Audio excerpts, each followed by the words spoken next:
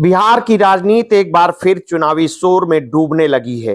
Poster, banner और भाषणों के बीच अब विकास, नेतृत्व और विश्वास की वो पुरानी तिकड़ी फिर मंच पर लौट आई है।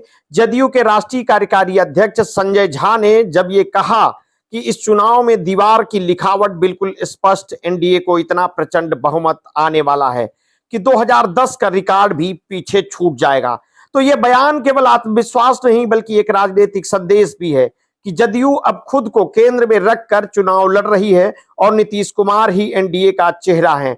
लेकिन सवाल यह है कि क्या बिहार के मतदाता इस दावे को उतना ही सहजता से स्वीकार करेंगे जितनी सहजता से यह बयान दिया गया है। नीतीश कुमार ने बिहार की राजनीति में खुद को स्थिरता के प्रतीक के रूप में पेश किया है और वे न सिर्फ मुख्यमंत्री हैं बल्कि जदयू की कमान भी अपने हाथों में रखते हैं।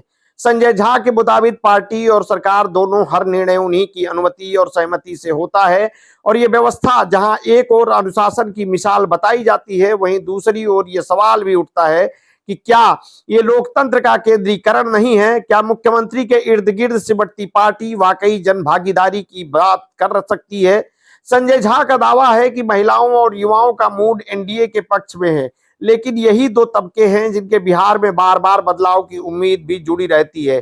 2010 में जब नीतीश कुमार ने महिलाओं के आरक्षण और साइकिल योजना के दम पर ऐतिहासिक बहुमत पाया था, तब भी ये युवा और महिला वोट ही निर्णायक थे। लेकिन 2025 के बिहार में इन तबकों की प्राथमिकताएं काफी बदल चुकी हैं। बेरोजगारी, महंगाई और प्रवासन जैसे मुद्दे अब भावनात्मक नहीं, अस्तित्व के सवाल बन चुके हैं। ऐसे में 1 करोड़ युवाओं को नौकरी या रोजगार देने का वादा कितना विश्वसनीय लगता है, ये जमीनी फीडबैक से तय होगा, ना कि सोशल मीडिया पोस्ट से। जदयू नेता ये भी कह रहे हैं कि बिहार में डबल इंजन सरकार के फायदे जनता महसूस कर रही है, लेकिन ये दावा तभी सही माना जा सकता है जब जनता विकास को नारे में नहीं, जमीन पर महसूस करे। पिछले कुछ वर्षों में के बाद सड़क निर्माण, बिजली और स्वास्थ्य सुविधाओं पर राज्य सरकार ने कई योजनाएं शुरू की हैं, लेकिन उनकी गति और पारदर्शिता पर सवाल उठते रहे हैं। क्या सरकार इन सवालों से निपटने के लिए तैयार है या सिर्फ बहुमत की भाषा में जवाब देना चाहती है? इसी बीच केंद्रीय गृह मंत्री अमित शाह का 3 दिवसीय बिहार दौरा भी इस राजनीतिक माहौल को और गरमाने वाला है। शाह न अब सिर्फ भाजपा की चुनाव प्रबंधन समिति से रणनीति तय करेंगे बल्कि सीधे तौर पर संगठन की ऊर्जा को भी परखेंगे।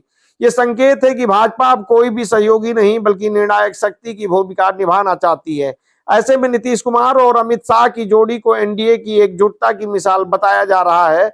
वहीं भीतर यह सवाल भी उठता है कि क्या यह एकजुटता बराबरी की है या सत्ता संतुलन की? बिहार का मतदाता भावनाओं से ज्यादा अनुभव से वोट देता है। उसने नीतीश को सुशासन बाबू भी कहा और अवसरवादी भी। उसने एनडीए को बार बार मौका दिया मगर हर बार जवाब भी मांगा। ऐसे में अगर संजय झा दीवार की लिखावट को पहले से ही पढ़ चुके हैं तो शायद उस अनदेखी पंक्ति को नजरअंदाज कर रहे हैं जो बिहार की हर दीवार पर हमेशा लिखी रहती है, जनता के मूड को कोई अस्थायी पैमाना नहीं।